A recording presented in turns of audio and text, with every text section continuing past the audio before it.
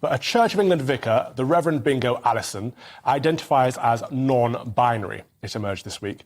Bingo said, "I properly felt God was guiding me into this new truth about myself." Justin Welby, the Archbishop of Canterbury, also recently endorsed Church of England school guidance, which includes a section that says students will be supported to accept their own gender identity.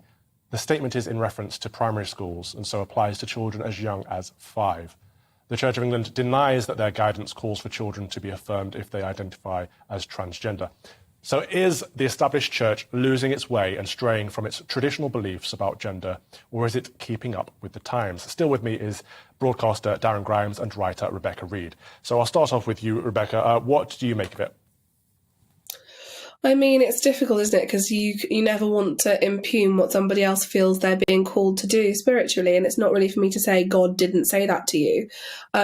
It does feel uncomfortable, and it does feel out of step with my very traditional experience of the church.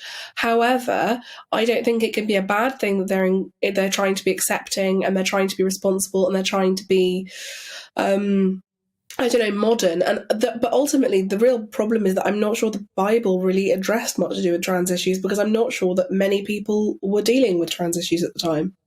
Okay, Darren, the Bible doesn't really address trans issues. I've got my Bible right here. Let me go to Genesis. Does it? I'm sorry, if I'm wrong, I'm wrong. So God created man in his own image. In the image of God, He created him. Male and female created them. I mean, that seems quite straightforward to me, Darren. Absolutely. I mean, we know that God creates male and female as an actual key tenet, right, of traditional beliefs of Christianity. I think to say that you no longer care about such beliefs is actually to abandon the Church of England to become utterly irrelevant. It's just another part, if you ask me, and this whole show, Calvin, has been about the slow march through our institutions, right? It's part of our nation's cultural and social inheritance, and it's been corrupted, in my view, by the absolute remorseless poison that is identity-based politics. The Church of England should say it has absolutely nothing to do with that. I mean, ask yourself this, Calvin, right? Does Archbishop Welby really reckon that in pandering to those like this bingo individual, that they're actually going to bring a new woke audience to the Church of England? These are the kind of people that would quite like to do away with the nuclear family, with the state, with key pillars of our societies. And I think to indulge them is to indulge a new intolerance, not to do away with intolerance in wider society. But that's it, isn't it? It's diversity, inclusion and equality. It's DIE. It's the acronym that actually forces institutions to die because they're bending to societal norms and modern values rather than sticking to what they know to be true. Rebecca, I understand what you say about trying to be modern, but can the church ever really, and should it ever really, be modern?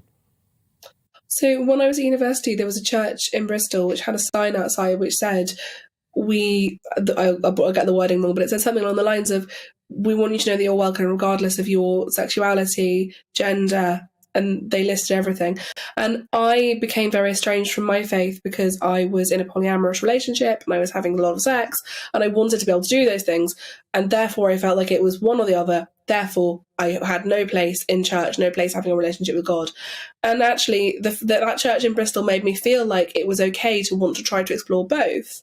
And so I think you can run the risk of completely cutting people off on the basis that they don't follow every tenet of the Bible, feeling unwelcome. And I wouldn't want that. I think a lot of churches would say, if you're gay, be here, and that's between you and God, but don't not come every Sunday because of that. And I think that's got to be a good thing, right? Well, can I put that back to you, Darren, because you identify as a Christian and as gay.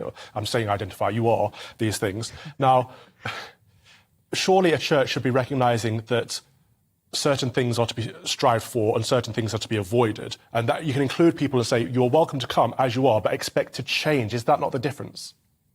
Well, I think actually if you look at the way in which younger people are coming through to the church, and there are actual statistics which might surprise some viewers that show, especially when it comes to higher Anglican churches, there's been an uptick in people that have been wanting to come to these places for that rich inheritance that we have in these places.